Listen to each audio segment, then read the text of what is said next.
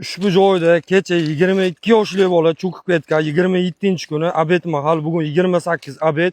Xo'p, qidiruv ishlari boshlangan. Okalar bizga yordam kerak. Biz ozchilaymiz.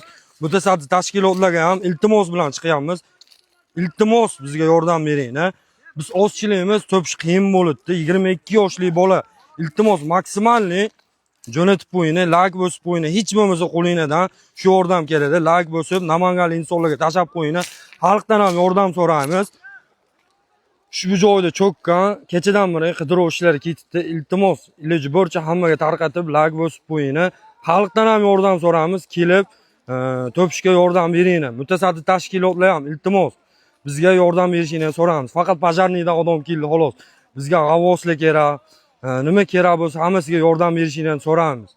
Videoni namanganliklar iltimos tarqating, like bosib, o'rinlar yordamiz lokatsiyasini ham tashab beramiz.